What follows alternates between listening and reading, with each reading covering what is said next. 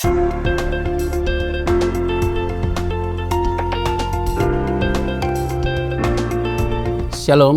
tetap optimis di dalam Tuhan. Saudara-saudara yang saya kasih di dalam nama Tuhan Kristus, sebelum kita masuk dalam perenungan kita pada hari ini, mari kita bersatu dalam doa.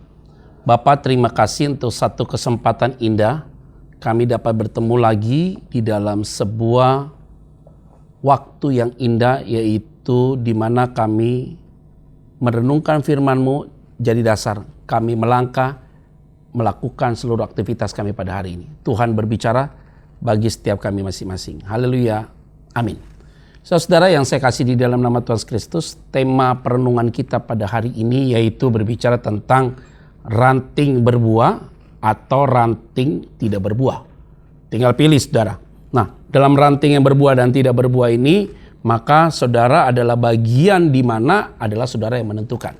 Di dalam Yohanes pasal yang ke-15, saudara, ayat yang kedua, setiap ranting padaku yang tidak berbuah dipotongnya, dan setiap ranting yang berbuah dibersihkannya, supaya ia lebih banyak berbuah. Nah, saudara-saudara, ini jadi bagian klasifikasi, saudara ya. Jadi perenungan kita adalah hari ini ranting yang berbuah atau ranting yang tidak berbuah. Jadi kita mau bahas dulu ranting yang tidak berbuah. Nah, ranting yang tidak berbuah dalam konteks pokok anggur yang benar ini yaitu pasti ranting ini dia tidak berbuah karena pasti dia, saudara, ada di dalam pokok itu tetapi tidak mau dibentuk.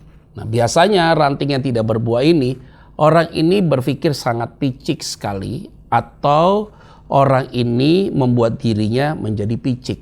Nah, ini penting, saudara, berpikir picik atau membuat dirinya menjadi picik, saudara. Yaitu apa? Dia terlalu berpikir sempit sekali tanpa berpikir keluas dengan begitu banyak. Nah, kalau orang itu ranting yang ada padaku katanya tidak berbuah dipotongnya. Artinya orang ini kok stagnan, tidak mengalami satu perubahan dalam hidup dia. Kehidupan rohaninya juga begitu, pekerjaannya juga begitu, secara karakter juga tidak mengalami perubahan. Pasti ada pola pikir yang picik dalam diri dia. Nah, berikutnya adalah orang-orang yang rantingnya tidak berbuah, bukan hanya dia picik pikirannya, saudara. Yang kedua adalah orang ini sudah terlalu capek urus-urusan orang. Nah, ini menjadi bahaya sekali, saudara. Nah, kalau orang ini terlalu capek urusan orang, sehingga dia akhirnya lupa diri tentang diri dia siapa. Karena orang yang melekat dalam ranting ini pasti begitu, yang tidak melekat dalam ranting itu gitu. Dia picik, dia lebih banyak urusan orang. Yang poin yang berikut ya, bagi ranting yang tidak berbuah yaitu apa? Biasanya, saudara, orang ini hanya merasa dirinya adalah paling benar. Ini yang paling bahaya sekali, saudara. Nah, Tuhan tidak suka dengan orang yang picik, orang yang terlalu berpikir dan kemudian dia merasa dia paling benar dan kemudian dia mau melihat dirinya tentang orang lain dengan apapun juga, dia mau ini orang lain seperti ini. Waduh, dia jadi kacau banget, saudara. Pusing sekali dengan hal-hal itu. Nah, orang-orang yang demikian, saudara, ini dipotong aja, selesai. Jadi ini adalah ranting yang tidak berbuah. Nah, dalam perenungan kita, pasti semua memilih ranting yang berbuah. Nah, ranting yang berbuah yaitu dibersihkannya supaya ia lebih banyak berbuah. Yaitu ranting yang berbuah adalah pertama, dia tidak berpikir picik, tapi dia berpikir secara terbuka dan siap untuk dibentuk. Ini penting sekali, karena dia dibersihkan rantingnya supaya dia berbuah lebat. Yang kedua, dia melihat orang lain atas keberhasilan orang lain dalam bentuk apapun, saudara. Dia tidak melihat itu menjadi satu bagian keirian dia terhadap orang itu, tetapi dia melihat menjadi pemicu dalam diri dia untuk dia mengalami satu perubahan. Karena dibentuk dia siap dibentuk, dia lihat orang lain bukan menjadi sebuah kompetitor atau tantangan, tetapi menjadi satu bagian dalam diri dia supaya dia dapat lebih maju lagi. Dan yang ketiga, pasti dia tidak merasa diri paling super dalam segala hal, dan dia merasa hanya Tuhan yang bisa dapat membuat dia sampai hari ini.